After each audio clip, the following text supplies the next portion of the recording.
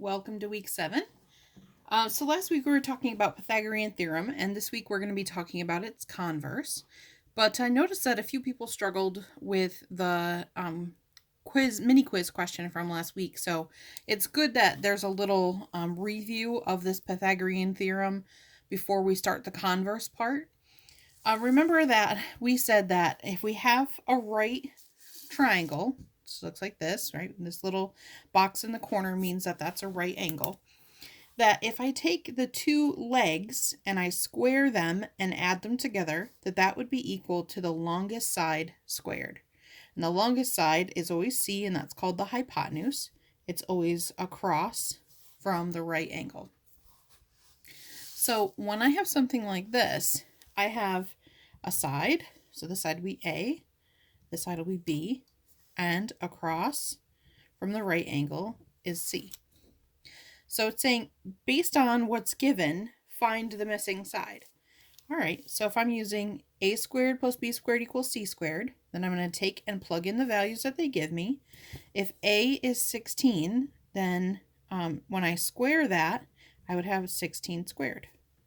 Plus b squared, so plus 12 squared, equals c squared, which is this part across from here.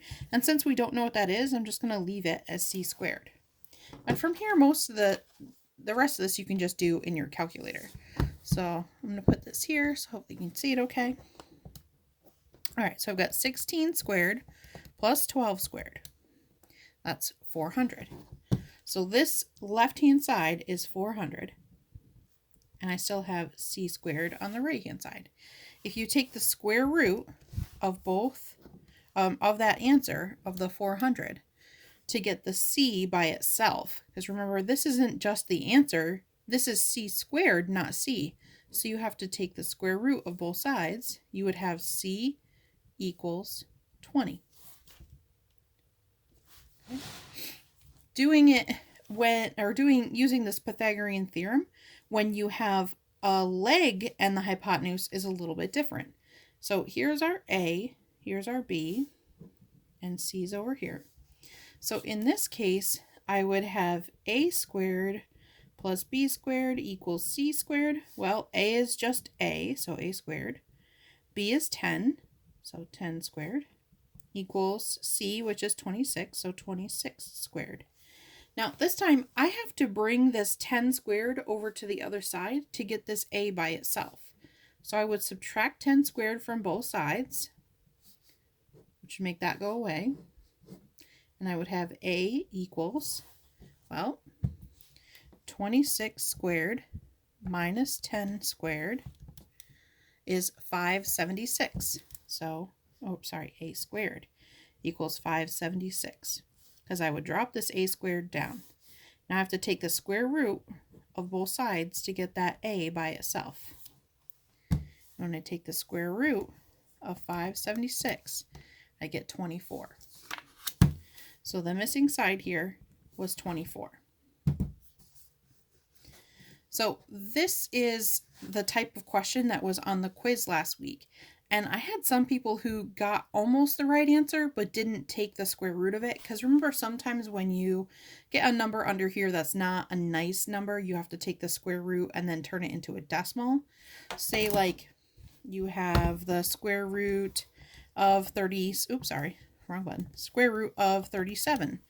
Well, when I try to put that in, that's not a nice number. It's 6 point whatever.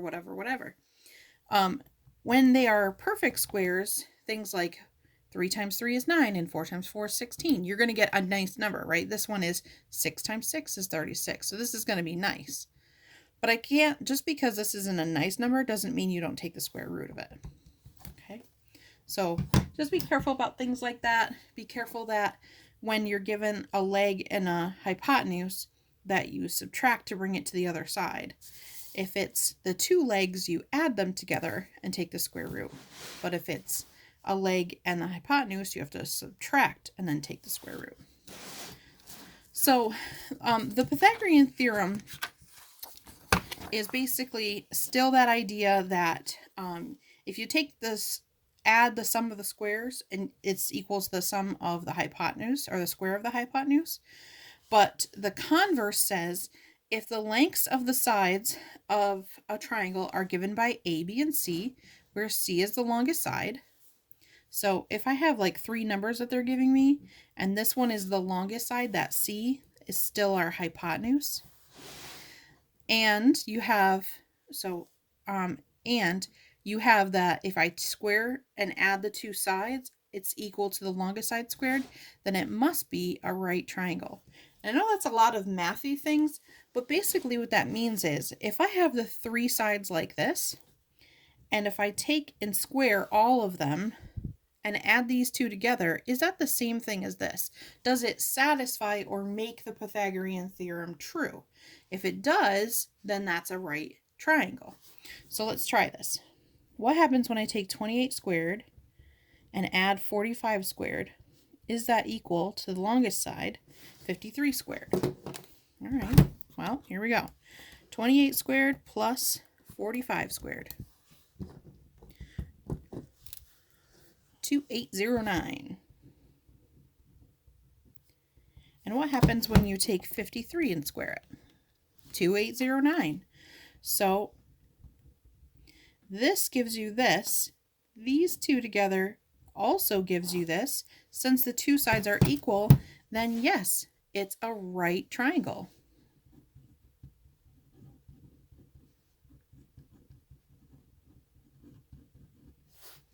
So let's try it with this one. Again, we're just going to make sure that we identify that this is the longest side. So is 17 squared plus 22 squared equal to 29 squared? So, I'll just move this over to this side so I can see this. Here we go. 17 squared plus 22 squared, and then 29 squared. Now I've got 773 and 841.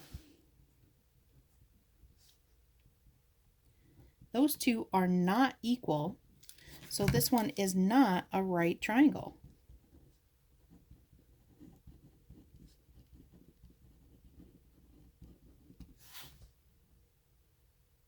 All right, let's try it with the last one. Is 15 squared plus 36 squared equal to 39 squared?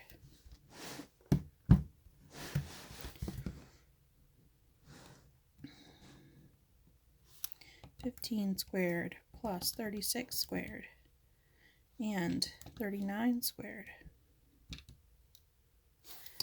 This side is 1521 and this side is 1521. So yes, this is a right triangle.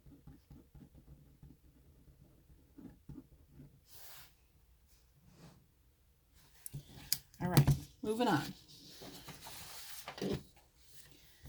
So when you have a set of 3 integers that could be the sides of a right triangle, those are called a Pythagorean triple because it satisfies the Pythagorean theorem.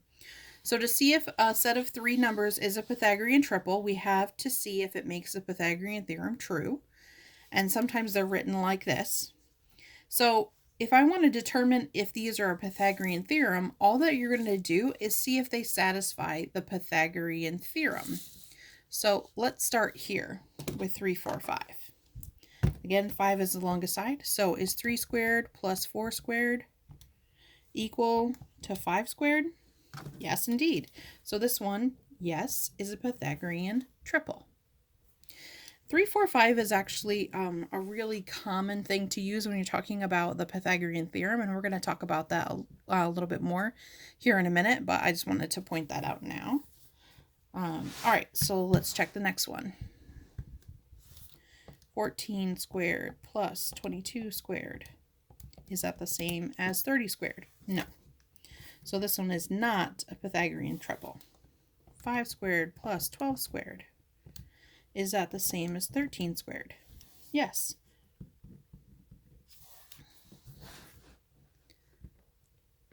(48 squared plus 55 squared). Is that the same as 73 squared? Yes. So this one would be a Pythagorean theorem. I want you to take a second and put these next two into your calculators and decide if these are Pythagorean triples or not. When you look at letter E, you'd have 18 squared plus 24 squared. Is that the same as 30 squared? Yes, so this one would be. 32 squared plus 47 squared. Is that the same thing as 57 squared? No, these aren't the same, so no. Hopefully you got that answer yourself when you tried. All right, so one of the most common Pythagorean triples is 3, 4, 5, which is what I was talking about up here. Any multiple of this triple, so a multiple is when you take something and then you multiply by 2, and then you multiply by 3, and then you multiply by 4, and so on and so on. So any multiple of this triple will also be a Pythagorean triple. Each of the triples below is a multiple of the 3, 4, 5. Show that they could all be side lengths of a right triangle. So notice that 3, 4, 5, if I multiply each of those numbers times 2, you'd get this. So I know that this is going to be a Pythagorean triple, and partly you can see that because if you take 6 squared plus 8 squared, it's going to give you 10 squared. 36 and 64 is 100. 10 squared is also 100. So these would be true, and that one works out. 3, 4, 5 times 3, right, for each of those numbers would get you this one. So 9 squared plus 12 squared is 15 squared. You got 144 and 25, you'd get 225, and that's what you get when you square 15. But we can always check that just to be sure. 9 squared plus 12 squared, and then 15 squared, 255. So this one would be, or I'm sorry, 225, not 255. This one also works. The last one, 3, 4, 5, 33, 44, 55, we multiplied by 11. This should also still work. 33 squared plus 44 squared equals 55 squared. So if you take and square these things, you would have, well, I'm trying to fit these in here together. Let's see if this will work. 33 squared plus 44 squared. You get 3025. And if you take the square 55, 3025. So yeah, this one is also works. So anytime you have that 3, 4, 5, and they want to, and you can see like, oh, well, if I multiply by 2, or if I multiply by 3 or 4 or 5 or whatever, that's also going to be a Pythagorean triple. All right, so the Pythagorean theorem is useful in many areas of construction to ensure that right angles are created. On a construction job, Christoph wants to join a 12-foot long board with an 8-foot long board so they can make a right angle with each other. He can do this by making sure the diagonal from point A to point B is what length, round to the nearest tenth of a foot. All right, so we have this side, and he wants to make a right angle here. If he wants this to be a right angle, then what side length does this one have to be? And since this is across from the right angle, then this is going to be C. Here's my A, here's B. So if I take those two sides, 12 squared plus 8 squared, because remember I'm filling in A squared plus B squared equals C squared, then what does C squared have to be? Well, if I take 12 squared plus 8 squared, I get 208 is equal to C squared. But I want to know what the side is, just plain C, not C squared. So I have to take the square root of both sides, and I would have that C is equal to, well, what happens when you take the square root of 208? 14.42225051, but it says to round to the nearest tenth. So the 10th place is the one that's right after the decimal. That 2 does not move this 4, so I would just say 14.4. And this is tenth of a foot, so this should be feet. All right, so that's all we're doing this week is just talking about these sets of numbers and deciding whether or not they fit the converse of the Pythagorean theorem. Do these numbers show you that something is a right angle or is not? Sorry, is a right triangle or is not a right triangle? If you have any questions, I will be on Google Meet at 1 o'clock. Bye.